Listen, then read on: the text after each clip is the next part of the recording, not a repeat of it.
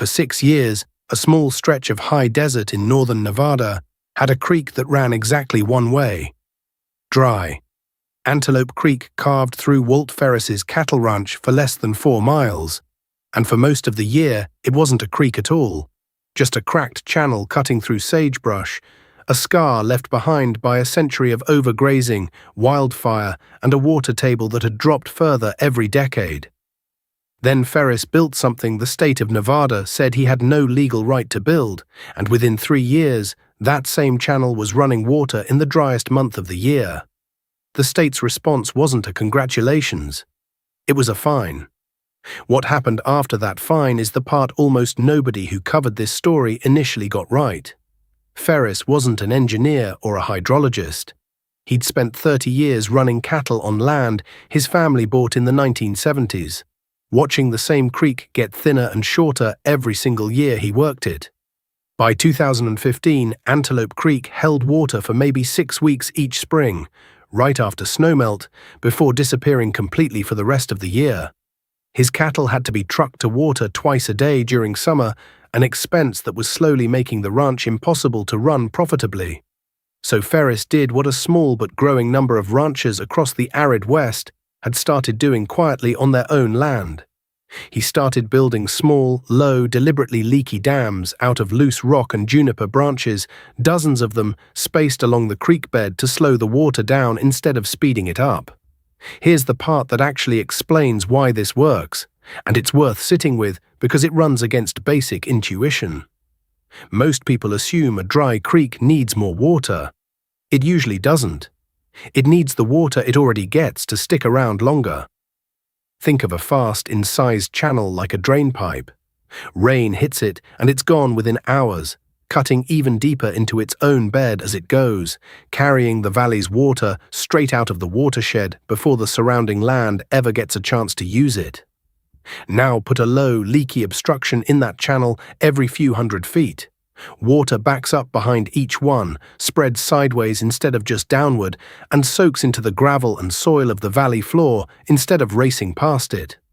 The creek doesn't just hold more water on the surface, the entire valley beneath it starts acting like a sponge instead of a pipe, releasing that stored water slowly, for months, long after the spring runoff has technically ended. Ferris built 60 of these structures across less than 4 miles of channel, using nothing but material already sitting on his own land.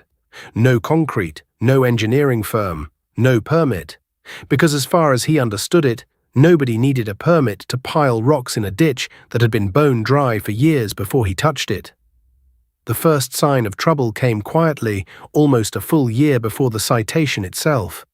A neighboring landowner downstream, noticing water in his own section of the channel for the first time in years, assumed something upstream had gone wrong rather than right, and called the county to report what he described as unauthorized construction altering the natural creek.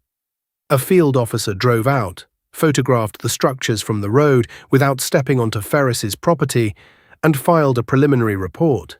Ferris didn't hear anything else about it for months, long enough that he genuinely believed the matter had quietly closed itself out. It hadn't. It had simply moved up to the state level, where a formal case file was already being built against him, before he ever received a single piece of mail about it. Nevada's Division of Water Resources disagreed with his read of the situation entirely. In 2018, an inspector responding to that original complaint documented 60 unauthorized structures altering the flow of what state records classified as a natural watercourse, regardless of how dry it had been, before Ferris intervened. The citation ran to several $1,000s, along with a formal order to either remove the structures or bring them into compliance with a stream alteration permit process that, by Ferris's own account, would have cost more in engineering and consulting fees than his entire annual cattle revenue. He didn't take the structures out. And that decision is where this story actually gets interesting.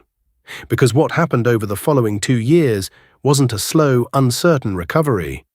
It was one of the driest stretches the region had seen in decades, and Antelope Creek didn't disappear. In 2020 and 2021, back-to-back drought years pushed reservoir levels across the entire Great Basin to historic lows. Neighboring ranches along the same general watershed reported their own seasonal creeks running dry earlier than usual, some by a full month compared to historical averages. Antelope Creek, running through the exact same climate, the exact same rainfall, kept flowing through the middle of summer both years. Not at full spring volume, but flowing, holding enough water to keep Ferris's cattle watered on site without a single truck run, at a time when several of his neighbors were hauling water daily just to keep their herds alive.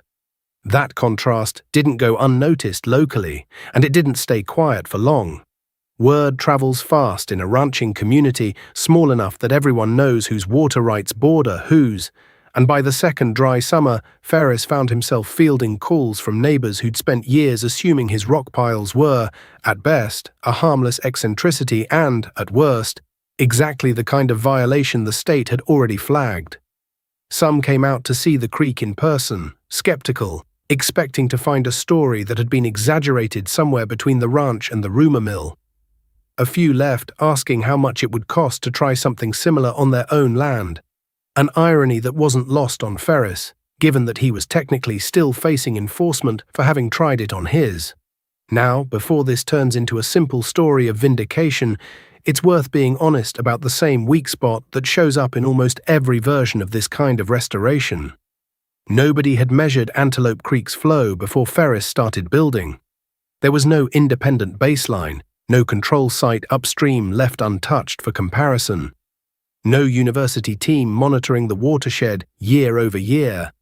Everything anyone could say about how much water table had actually risen, how much forage had genuinely improved, came from Ferris's own observations and a handful of photographs he'd taken along the creek each season.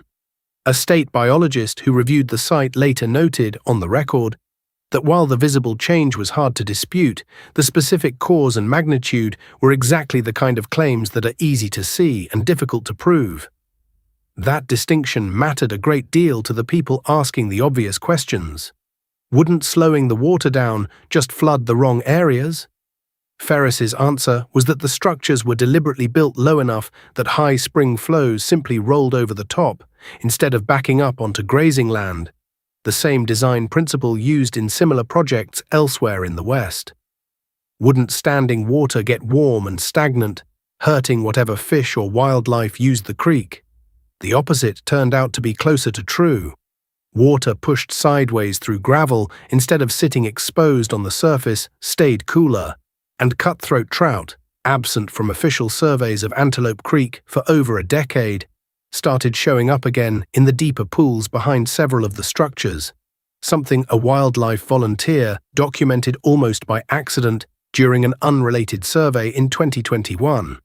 None of that resolved the actual legal problem. Ferris was still technically in violation of a permit requirement written for an entirely different kind of construction project. On a creek, the law had never anticipated anyone wanting to intentionally revive rather than drain. Here's the turn that made this case different from most. In late 2021, as the drought crisis across Nevada deepened and state water officials faced growing political pressure over dropping agricultural water tables statewide, Ferris's ranch came up in an internal review as one of the only properties in the region where a seasonal creek had actually held water through consecutive drought years instead of failing further. The same division that had cited him 3 years earlier sent a different kind of visitor. A program coordinator asking whether Ferris would be willing to consult on a proposed statewide pilot initiative exploring low-cost stream restoration techniques for other drought-stressed ranches across the Great Basin. The fine was never formally reversed, but the state quietly stopped pursuing enforcement, and by 2023, elements of Ferris's low-cost approach had been folded into an early-stage voluntary program, offering technical guidance, rather than permits and penalties, to other landowners interested in trying the same thing on their own dry creeks. Ferris still isn't sure what to make of that reversal. He built those 60 structures to keep his own cattle watered, not to become a case study, and he's the first to admit he never expected any of this to go further than his own fence line.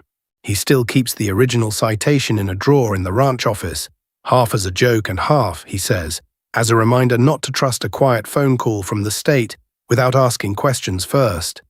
When people from the new pilot program show up now, cameras in hand, walking the same creek an inspector once walked with a citation book. Instead, he says it's hard not to laugh a little at how the roles reversed without anyone ever quite admitting they'd been wrong. Standing at the edge of Antelope Creek today, watching water move through gravel that used to be bone dry by June, he says the strangest part isn't that the creek came back. It's that the same office that once told him he'd broken the law by doing it eventually asked him how to teach other people to break it too. He still runs cattle on the land.